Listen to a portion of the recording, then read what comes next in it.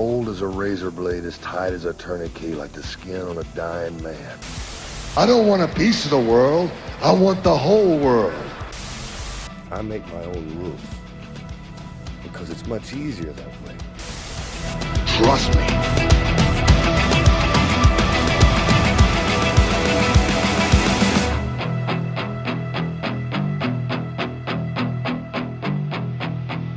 What's up, everybody? It's Marcus D'Angelo, and we are back for another episode of The Snake Pit. And of course, I could never hope to do this without the man himself, WWE Hall of Famer, master of the DDT, pop culture icon, Jake the Snake Roberts. Jake, how's it going, brother? Keep it going, man. There's more to talk about. I used sex symbol last week. I don't know, Teen Idol? There we go. There you go. There's a new one. Teen Idol, Jake the Snake Roberts. What's going on, my friend? Oh, man, just getting over my trip to Florida. Went down to Florida for 4 days, and it was cloudy all 4 days. Couldn't get any sun. Brutal. And the hotel we were at was doing some construction. That was nice and loud at 8 a.m. in the morning. What? So it kind of sucked, man. You fucked up your whole trip. Yeah, we went to Peoria. We had a good time in Peoria, man. It was an awesome event, and Cheryl got to see a bunch of her family. We went out to dinner with 30 people. Wow. Yeah, it was quite the mess, but we had a good time. And now we're getting ready to leave for Wyoming for 8 days. Holy smokes. And it's family out in Wyoming, correct? Yeah, her mom. Very cool. Man, it's you're a pretty well-traveled man. I mean, cities after city for you throughout the year, whether it's signings or personal trips. It's like, man, did you think that all these years later you'd still be making the towns like this, so to speak? No, I would have bet my life on it. Do you get fed up with travel, or do you like it? No, it didn't bother me, man. You know, I mean, it's just part of it. You know, I enjoy the events immensely.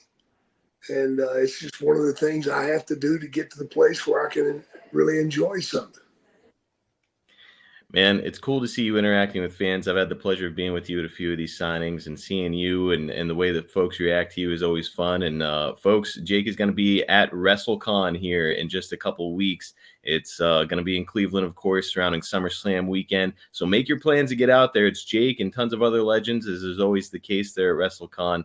And Jake, I think I'm going to be out there myself, spending a little time. I plan on you being there. You're going to work for me. You got it, man. I'll be happy to do anything you need, brother. And look, this week, I'm really excited about what we're talking about. This is something that you and I have been teasing episode after episode. And we're finally here, man, because this past Saturday, as you and I are recording, we just hit the 45-year anniversary of your title match, NWA World's Heavyweight Championship match with Harley Race 45 years ago. And it all took place up in Calgary. And brother, I cannot wait to jump into these stories with you. It'll be great, man.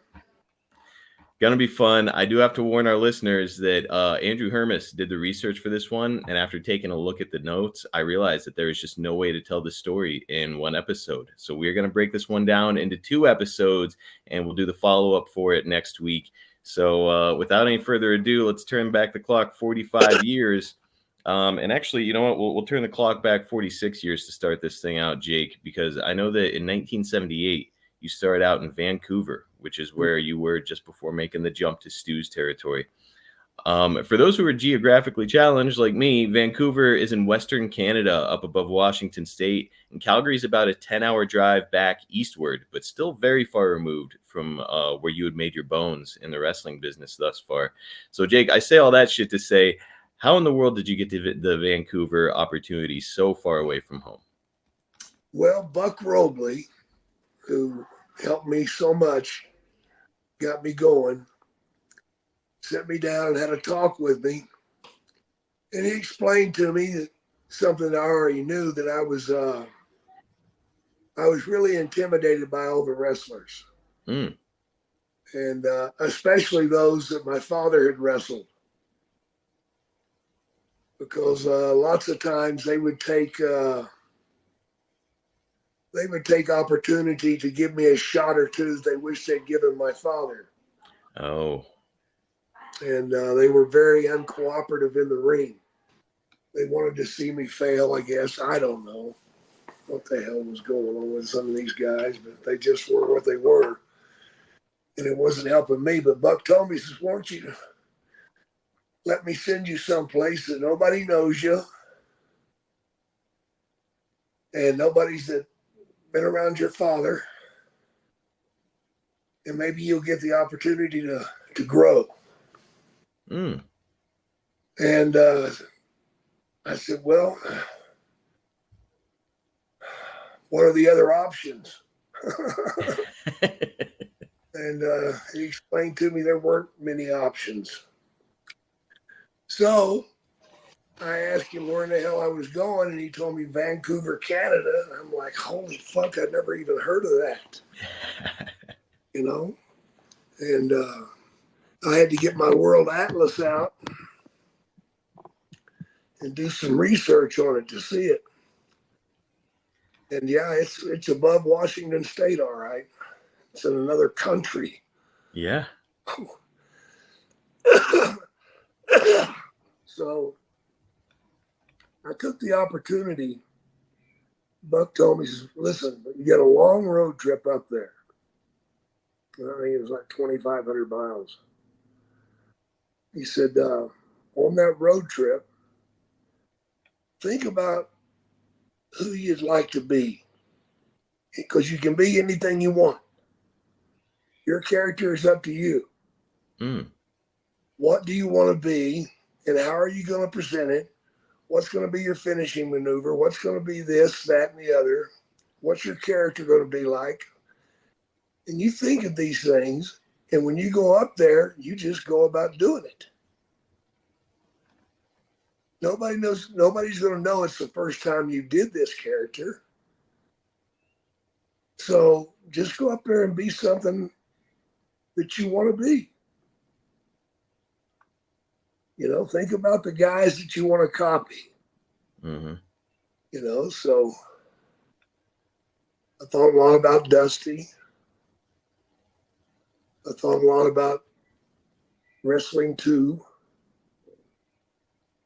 And I thought about Buck Robley and Bob Sweetan and Hiro Matsuda and Danny Hodge and those guys. And I got in that car and I started driving, bro. And it took me 3 days to drive it. Holy shit. You know, and that was driving, 600-700 miles a day. What kind of car were you in at the time? I was in an 88 Oldsmobile Delta Royale. Okay. And it was a beast. Had to be for that journey. It was a in 88, the Oldsmobile made a bunch of cruisers for highway patrol. Mm.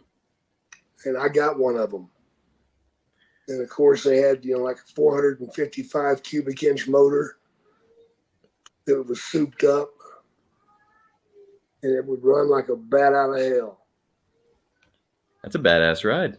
Oh, it was, man. I'd cruise at 90. Just let it go. I don't know how in the hell I got there without getting a ticket, but I didn't get a ticket. And I ran 90 miles an hour the whole time. 3 straight days of driving all the way out to Vancouver. And it's like, for perspective for our listeners, again, you were married at this point. Yeah. And if I remember right, when you were with Buck Robley, that was in St. Louis? That was in Kansas City. Oh, Kansas City. Okay. And so it's this big journey. What kind of personal, is it just you, the car, and a suitcase? Yeah, I had a couple of suitcases with my clothes in it, and that was it. I took my wife and baby back to Texas and put them in a home there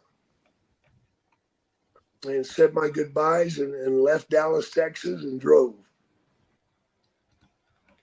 Dude, incredible. I mean, especially, again, this is 45 years ago. There are no GPSs or not even like a printout of step-by-step directions. You're literally by yourself with like a roadmap going to a new place you've never been to before to work for people you've never met before. Yep. That and a case of beer. I know that you like to be a loner and like to travel alone a lot of the time. Like, would you say that that was a journey that you enjoyed, or more of like anxiety? I really enjoyed it. Yeah.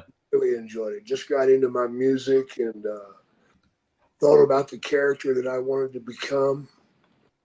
You know, what's he going to be like? You know, and I thought, you know, I'm tall, I'm wrangly, and I just wanted to be a wrestler, you know, a Texas country boy or cowboy, Mm-hmm.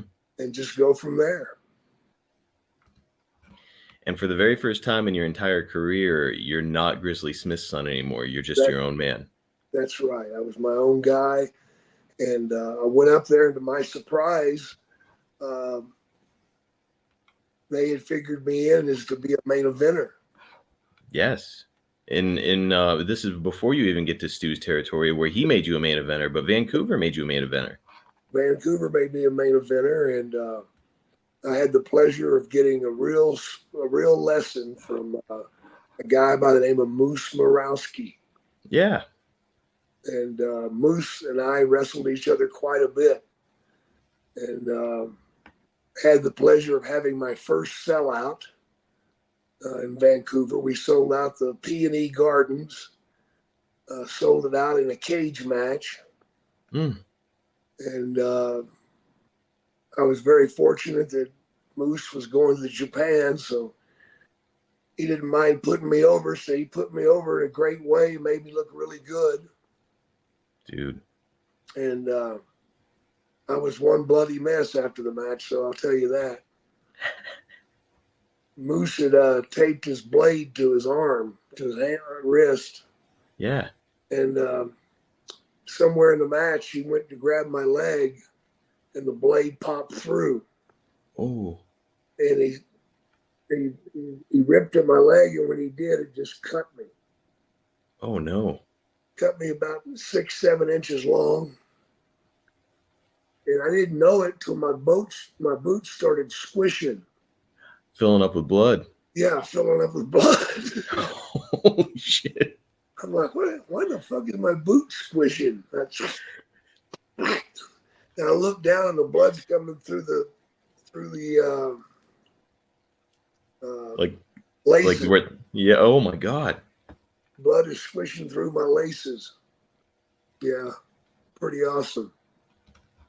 And again, you know, we talked about this recently. It's at the time, like, there's no insurance thing going on with when you're up there. It's like I assume you had to go get stitches and pay out of pocket, right? No, I just wound up pinching it together and putting butterflies on it. I butterflied the shit out of it. You still have a scar? Oh yeah. Oh yeah. Man, crazy. And we will be talking more about your time in Vancouver. It might be a bonus episode because you were there for about 8 months. That was about it. And then it was on to Calgary. During that 8 months, so you had said that you moved the wife and kids back to Dallas. From what I was looking at, you were just there. You were in Vancouver. You didn't get to see your wife and kids that whole time? Nope. What a crazy business back then. Sure didn't, man. Sure didn't. Then whenever I got ready to leave Vancouver, I went to Japan. That's right. And I spent, I believe it was 12 weeks over there. Your first miserable run over there. My God. I worked for a company that was in English meant blood and guts. Oh God. And every night they had a cage match. And fortunately for me, I only had to do about 3/4 of them. I could have had to do all of them, but I only had to do about 3/4. But you, every night, you were getting that same Moose Morowski treatment, meaning covered in blood. I was bleeding every fucking night, man. My head was getting so fucking sore. You know, I see to this day you've still got like a gig mark on your head. Would that be from that run? I don't know. It probably was. I would think so. Okay, guys, it's official. School's out, sun's out. It is summer, and that means that you're going to be hot, you're going to be sweaty, and you're going to be smelly. But not if you're like me. I'm using Mando whole body deodorant, and let me say, it has been my best friend this summer so far. It is clinically proven to control odor for 72 hours. It's safe for the whole body. You can put it literally anywhere on your body. We're talking about pits, package, feet, and everywhere in between, and you can stop odor before it starts.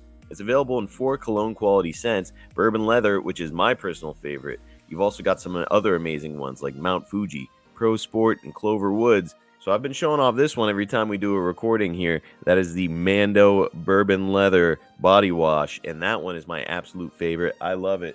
But there's no shortage of great options on this. How about this one? You've got Smooth Solid Deodorant. That's in the Mount Fuji, and you can put this literally anywhere. My buddy Craig has been using this one, and he loves it. That's his favorite scent, and he tells me he uses it every day, puts it all over his body, and it helps to keep his odor under control. How about this? You know, forget about the competitors. We've got deodorant wipes from Mando. This is going to be your secret weapon. Keep that in your back pocket this summer and reduce odors. And how about the bar soap? I mean, this stuff is truly amazing. You feel fresh, you feel clean, and more than anything, you feel like you don't smell bad anymore afterwards. You guys know what I've been up to. I've been training in the wrestling ring, and that means that I'm getting hot, sweaty, and smelling awful. But I can keep that under control before I even set foot in the ring. I'm putting on my Mando, and whenever I get out there, people are commenting on how good I smell, and afterwards, I don't smell like I just came from the monkey house at the zoo. Whether it's hiking, whether it's going to the beach, whether you're running, you go golfing, camping, whatever outdoor activities that you have to do in this kind of crazy heat that we've been having, Mando has got you covered. Mando is the ultimate solution when it comes to controlling your body odor, not just kind of getting rid of it, but actually making you smell good instead. Mando was created by a doctor who saw firsthand how normal BO was being misdiagnosed and mistreated. And Mando whole body deodorant is powerful enough for the toughest body odor, but gentle enough to use anywhere, which is going to be what allows you to put Mando on the family jewels without any worry. Mando's aluminum free, baking soda free, cruelty free, dye free, and vegan. It is clinically proven to control body odor better than a shower with soap alone. We're talking about 12 hours after the shower. The average man's grundle odor level is at a 5 out of 10, but with Mando, the average grundle odor is down to a 0 out of 10. It's time to figure it out for yourself. Mando's starter pack is what we're doing a deal on here, and it is absolutely perfect for new customers because it comes with that solid stick deodorant. It comes with the cream tube deodorant, 2 free products of your choice like the mini body wash that I love and deodorant wipes, and you get free shipping. Guys, you've got to use my discount code to help you get hooked up on one of my favorite smelling whole body deodorant solutions on the market. New customers get $5 off a starter pack with our exclusive code. That equates to over 40% of your starter pack. All you've got to do is use our code SNAKE, SNAKE, at shopmando.com. That's shopmando.com. Shopmando.com. You go there, you use our code SNAKE, and that's going to get you $5 off a starter pack. Now, that's a deal that you can't beat. And let's be honest, you can't put a price on smelling good this summer. Let's go get it started. Use our code SNAKE at shopmando.com. Jake, whenever you're going to Canada, do you have to do anything with the Canadian government? Like work visa, undergo background check, fingerprints? Back then, we didn't have to worry about any of that shit. You know, you had to have a driver's license to get across the border. That was it. Was all the money you were making in Vancouver and with Stu under the table? Oh, yeah. Would have to be under those circumstances, right? Yeah, there was no work visa. We just did it. So while you're in Vancouver, how familiar are you with that territory just 10 hours to the east, Stampede? Not at all. Oh, okay, so you didn't know anything about them. I did not know anything about it. I didn't know anything about the Harts. Wow. I didn't know shit. Now, how did the opportunity come up with Stu? I gave him a call and asked him if I could come in. And Stu said, "You're a long, lanky son of a bitch, aren't you? I believe that we might be able to do a little something with you." And they had a booker at the time And I can't remember his damn name to save my ass right now. It wasn't one of the Harts? No. No. Something Einstein or Einstein. I'll have to look him up. I can't remember. He was only there 2 weeks. What happened to him? He got fired. It's bad booking? Not enough money. Ah, okay. Well, so I mean, you're there for 2 weeks and their booker's getting fired because of lack of money. How did that make your prospects seem there as far as money making? I just kept my mouth shut. That's probably your best bet. I wasn't there to make money. I was there to learn. Ah, okay. So I knew that. I knew that in Vancouver. There wasn't a lot of money there. I think I was making $400 or $500 a week. Wow. And that's not much money, man, when you're driving every day and you got an apartment. I had an apartment in Washington State in a little town called Blaine. It was right on the border. And so you're driving across the line every single day to go to work. And not to mention, again, wife and kids. So that means you've either got a house or an apartment in Dallas where you've got them at, right? Unless they were with their parents. No, they were in a house. That's a lot of money going out of the door for somebody who's making whatever, $400 or $500 a week. Yeah, I didn't have much to send back. I'll put it that way. I cannot begin to imagine. Now, Stu is a guy, again, this is an era of wrestling where it's like, promoters, some of them are really great. Some of them are fucking shady. What were your impressions of Stu Hart when you met him? It was very shady. How so? Well, just the whole operation, is he's got 3 of his boys wrestling, and one of his boys is a referee. So that's 4 of his boys working on a card. Oh, wow. So, and I was the baby face, and of course they were all baby faces. So they're competition. Yeah. I know that Stu operated his business out of that historic Hart house. Is that where you would go to negotiate with him or whatever? I never negotiated shit with Stu. So, when you're coming in, is he just like, yeah, I'll pay you or whatever? How does it go? I got plans for you. I'm going to give you $500 a week. And you're going to be happy. Oh, God. Now, did you get to spend some time at the Hart house, though? Yeah, I went over and worked out there. They had a gym in the dungeon, And, all right. Very careful about playing around in there because if Stu came down, he's wanting to get a hold of somebody and stretch him. He loved doing that. And I was very, very slick and slimy, and I kept his hands off of me. Did you have the pleasure of seeing him stretch somebody? Oh yeah. What was that like? I watched him stretch Bret, watched him stretch Wayne a couple of times. So when you say you go over there to work out, are you lifting weights or are you taking bumps and stuff down there? Just lifting weights. Okay. They had just enough weights in there to save you the $5 that you'd spend at the YMCA, I got you. What did you think of, because this is where a lot of people came out of, is the dungeon, and guys are down there taking bumps and doing slams and doing all this crazy shit, but it's a basement. There's no ropes. When you saw this as the training ground for your new territory, what did you think? It scared me. Absolutely fucking scared me, man. There was a lot that went on. Stu was real good about, if he ever got his hands on you, you were shit. Because he had the grip of a gorilla. Good Lord. And if he got his hands on you, brother, he can hurt you with his hands. But he can pull you in and let me show you this one. If you do this, and, put this over here, and now if I squeeze, can you feel what I'm doing? Speak up, I can't hear you. Come on, you little bastard. Bastard. He's like a sadist. Oh, he was. No doubt.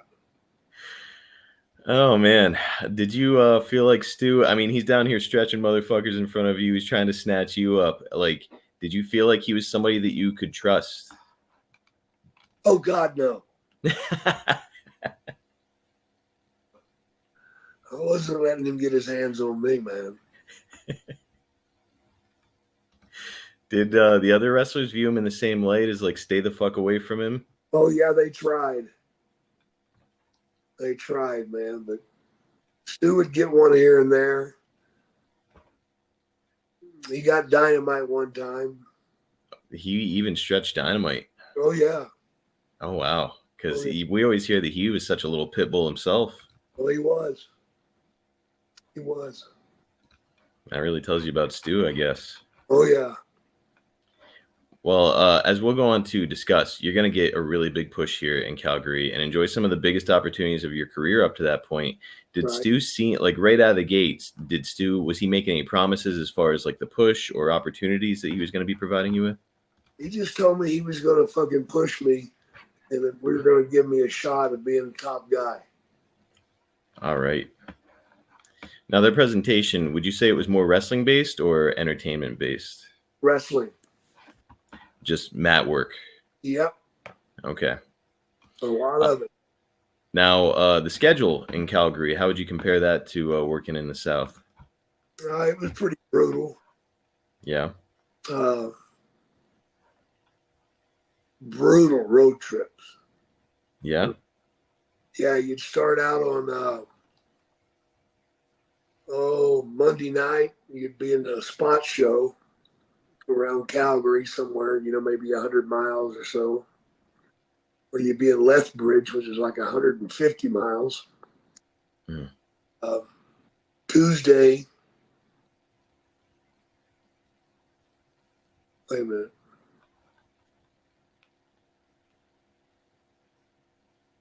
Yeah, Tuesday you'd be in another spot show somewhere fairly close around Calgary. They ran that Lethbridge about 3 times a month. It was brutal, man. It was a hockey arena that didn't have any fucking people in it. Oh, Lord. Yeah, it was brutal, but freeze your ass off and then get in the ring and try to fucking bump, man. It hurt like hell. But then Wednesday, we'd drive to Saskatoon, which was 300 miles. Oh, my God. And you'd stay over in Saskatoon. The next day, you would drive on to Regina, Saskatchewan, which was like 180 miles. You'd wrestle there on Thursday. Then Thursday night, you've got the long trip back to Calgary, which was 500 miles. Holy shit. So you'd drive all night. You'd get into Calgary about 8 a.m. in the morning. And you lay down and get some rest because Friday night's your most important night of the week. You're doing TV. The home show, yeah. So you got to look good there, man. If you don't look good there, you're in shit. So you'd come in and rest for a few hours and get up and get ready, and you go to the arena there and do your TV, which was it was a joke. It was really a joke.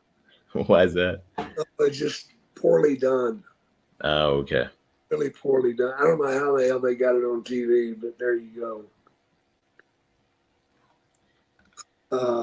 We'd wrestle in Calgary on Friday night, then you'd stay over, and Saturday nights you would go to Edmonton, Alberta, which is about 200 miles. Then you'd come back, and then Sunday you were off. So that was your week. And Monday you started all up again. Started all over again. And again, even if you are making, let's say it's not 400, it's 500 a week, that's a lot of fucking gas money. A lot of gas money. You got expenses with the hotel. Feed yourself. Yeah. So bottom line is you didn't eat real good. And the hotel you're at was not a Marriott, trust me. It was a real rough hotel. Now, I mean, obviously, you're in a new country, very unfamiliar territory and region. Who do you remember traveling with during this period? Well, they put us in a car. That was one thing we didn't have to do. We didn't have to drive our own cars. Oh, good. Stu provided the transportation. And it was pretty wild, though. For a while, we had a big school bus that everybody got into, but it didn't have a heater. Oh, man. You know, so you're bundled up like a fucking Eskimo making these trips. It was pretty goddamn brutal, man. And you're starting, by the way, in February of 1979. Yeah. So, like, absolutely, must have been absolutely fucking frigid up there. Oh, you have no idea what cold is till you've been to Calgary. You know, I remember getting off the airplane there, and I was in Bermuda shorts and a tank top. Didn't realize it was going to be 20 below zero. Froze my fucking ass off, which went from the airport to a department store and bought clothes. Have to. You know, just to survive, man. Sure as hell did. Now, it's a big school bus, baby faces and heels, and Stu Hart driving? No, Stu wouldn't go. Oh, okay. Well, I don't fucking blame him. Fuck no, he ain't gonna be stupid. Any memorable stories from being on that school bus with a bunch of baby faces and heels? Some of the ribs and shit they pulled on each other, man. It was insane. And of course, we're all smoking pot and drinking. Yeah, it's pretty ugly at times. Sounds kind of fun, minus the cold. Yeah, the cold kind of put a dent in the fun. Well, I mentioned it. You're going to have your first match in Stampede on Groundhog's Day, February 2nd, 1979, in the Victoria Pavilion in Calgary. And your opponent is Mr. Sakurada. And Sakurada. Okay. And, man, Jake, you're in front of this new audience, not just new territory, new country. What was it like working in Calgary versus the South? It was quite a lesson, you know, really. I mean, it was a lot of wrestling, like I said, more so than the South. Mr. Sakurada is a former sumo wrestler and was viewed by many as being a legit tough guy and shooter. What can you tell us about him? He was a tough guy and a shooter, but he was also a great wrestler. And him and I had some good matches, you know, without speaking English. Wow. So that made it interesting. And I don't think that this is the first time you crossed paths with him. I was looking through some of the research, and I think you might have wrestled him in like 77 or 76 in one of the Southern territories. Yeah, in Mid-South, I believe. Yeah, so you gotten to know him already. So it's kind of cool that you're crossing paths up here with him again. And up next, you're going to cross paths with the best there is, was, or ever will be, Bret Hart. And Bret's going to be our final subject today before we wrap up this version of it. But before we get into the ring stuff, I know you go on to live with Bret. Was your living arrangement part of the negotiations, or how did that situation come to be? It just came to be, man. Bret offered me a deal to move in with him, you know, and I pay him so much a week. And we travel together anyway, because by then we've already tore up the bus. Mm-hmm. We killed the bus by hitting a moose. We ran over a fucking moose. I bet the bus got it worse than the moose. Those things are huge. Yeah, the moose got up and walked off. We hit that fucker doing about 40 miles an hour, man. Man, that's Canada, brother. You're hitting mooses up there. Yeah, they don't fuck Meese. around. What did you think of Bret? And any stories from living with him? No, Bret, I never had a problem with Bret, never. I used to watch him and Dynamite every night because it was just a great match and it was a great school and learning, I could learn so much from watching those two wrestle. And we got along fabulously. And I wound up hurting my knee and had to lay on the couch for about 10 days with ice packs on it. Mm. It swelled up like a balloon. They wanted to do surgery, but we kind of said, no, let's wait and see if we can get it down by doing ice. Yeah. And, the option was go ahead and have the surgery and you're going to be off 10 months. Fuck that. It was like, fuck, man, I can't be off 10 months. No way. What am I going to do? How are you going to make money? Yeah. Yeah. So when they told me that I could try this ice thing, that my knee wouldn't be 100%, but you might get by. So we had to ice it 10 minutes an hour, 24 hours a day. Holy shit. So I wound up getting some bimbo to stay with us. And she had an alarm clock. And every hour she'd throw ice on it. Bags of ice. Wow. Because we just opened the front door and there was snow about 3 foot deep out there. We just had bags of ice in the snow. So she didn't have to walk far. But she did for me. And as my knee got better, Stu came over one day. And Bret and I were watching old tapes. And we're watching different guys that were using the sleeper hold, Mm-hmm. because at the time that was my finish. It was we called it the quick sleeper. Mm-hmm. Fastest sleeper in the West. I used to use it putting calves out when I'd rope them. Was that the story? Oh, yeah. That's great. Didn't even use a rope. I just jumped off the horse and put the sleeper on that son of a bitch. I love it. Oh, yeah, they ate that shit up, man. They ate that shit up. So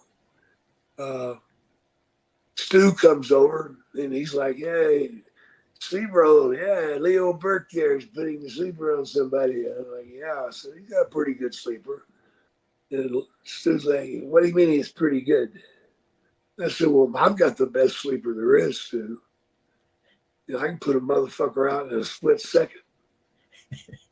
He's like, hey, you've been smoking fucking branches, haven't you? That's what he calls smoking pot, smoking branches. And he's like, I've got several ways that I can put you to sleep without doing this horse shit that you guys are doing. Whenever I do it, it's a shoot. You goddamn right it is. Oh, bullshit, Stu. And he gets pissed off. What do you mean bullshit? I said, I'm calling you out on that. There's no way you know 7 or 8 different sleeper holes. He goes, oh, really? Let me show you this one. And he comes over and Bret's to the floor. And he grabs Bret, man, and all of a sudden, boom. Boom. He's out. He's out. That's the first one. That one works pretty goddamn good, didn't you think? Oh, no. Oh, that's pretty good, Stu, but I still don't think you know 8 of them. So he goes over and he slaps Bret around a little bit. And as Bret was coming to, he grabbed him and put him out again. About the 5th time he put him out, Bret started bleeding from his nose and from his ears. Holy shit. And I'm like, fuck, man, this has got to stop, man. Maybe dial it back, Stu. Yeah, So I'm like, well, Stu, I guess you do know that. No. Yeah, you challenged me. I'm going to show you. And I fucking got his attention so Bret could, crawl out of the room. So, yeah, I'm sure Bret didn't appreciate it at all, but it was just, something that happened up there. So Bret kind of maybe owes his life to you. Holy shit. Yeah, he does, man. Well,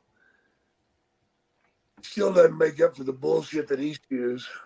Yeah, well, we hear stories here and there, and we don't have to go into details on it, but it's cool that the two of you got to live together, a couple future Hall of Famers, and man, there's a lot of stories left. And Jake, I saw a clip not too long ago. Maybe we'll have to watch it on the next episode when we do this, of you putting your quick sleeper. It was on an older gentleman. So you put this guy in the sleeper, he goes out. And then you put him out again right afterwards. You would put this guy out numerous times in one match. And it was just really kind of you would revive him and he would try to fight again because he thought the match was still going on. And you just drop him again with it. So, man, just great shit. Something different. It is. And guys, we're going to get into more detail. We're going to talk more about the quick sleeper. We're going to talk more about Jake and his time living with Bret Hart. We haven't even gotten to JYD, Big Daddy Ritter, or Harley Race. There's just so much left to discuss, and we're going to cover it all next week. And Jake, I really appreciate your time, my friend, and we'll continue the story next week. Let's do it, man. Okay, that'll wrap us up for today. But before we go, I've got to remind you that if you're looking to attract that 25 to 54-year-old male demographic to your product or service, what are you doing? You've got to get over to advertisewithsnake.com. Jake is still with AEW. Like we mentioned in this episode, he's all over the United States. He's meeting fans constantly, shaking hands, talking to people at conventions. People ask him about this show, and people want to know what Jake does and likes to do. And that's why I think it's really important for you to try and be his tag team partner if you're trying to sell a product or service to that demographic. We routinely advertise for the same businesses because they know that what we do here on the Snake Pit works. Again, just go to advertisewithsnake.com and make Jake the Snake Roberts your tag team partner. JakeTheSnakeShop.com is your destination if you want some rare collectibles signed straight from Jake himself. We're talking about autographed figures. He's got shirts, 8x10s, and so much more over there. There are tons of wrestling collectors out there right now. And for you guys, this website is like heaven. You've got to go right now. It's JakeTheSnakeShop.com. Go and get a new centerpiece for your wrestling collection. Get over to Cameo. It's cameo.com/Jake Snake. You'll get a personal message from the Hall of Famer himself. He'll cut a promo on you. He'll give you a birthday wish. He'll do whatever you'd like over there, and it's straight from Jake. I mean, you can't do any better than that. Here's a review from Jack. Jake, you really blew our minds in a good way. Thanks so much for taking the time and making this so candid and so personal. Look, guys, if you're a lifelong fan of Jake, you've got to get this Cameo. This is something you can hold on to for the rest of your life, show your friends, show your family, and just enjoy for years to come. Again, it's cameo.com/Jake Snake. Go and order yours today. You got to check us out on YouTube. It's youtube.com/@SnakePitPod. We've got short clips from the show, highlights, exclusive content, and giveaways. And like I said, once we hit 30,000 subscribers, and by the way, we're getting very close, we're going to do an awesome giveaway that I think fans of Jake are going to really love. And all you've got to do to be eligible is get over there, like, subscribe, hit that notifications bell, and you're in, brother. Again, it's youtube.com/@SnakePitPod. Also, if you've enjoyed the podcast, please do Jake and I a big favor. It only takes you a second. Like, subscribe, leave us a 5-star review on whatever podcast platform you use. Jake and I would truly appreciate that. Makes us look really good to advertisers and helps us keep this podcast out there for free for all of you listeners. We've been talking a lot about OneTrueSport.com, and guys, we have got you covered over there with the newest Jake merchandise. We've got the new shirt celebrating Jake's time in Calgary, which is perfect for this episode. You guys have got to go and have a look at that. It's such a cool looking piece. It's got Jake with that North American Championship up there, which we're going to be talking about next week here on the show. We've also got Jake in Japan in 1980, which is a run that he just referenced on this show. And we've got Mid-Atlantic Jake. These are eras of Jake's career that have gone uncelebrated and he never had merch for. And now we've got you covered over at OneTrueSport.com. Go and find the Jake collection there.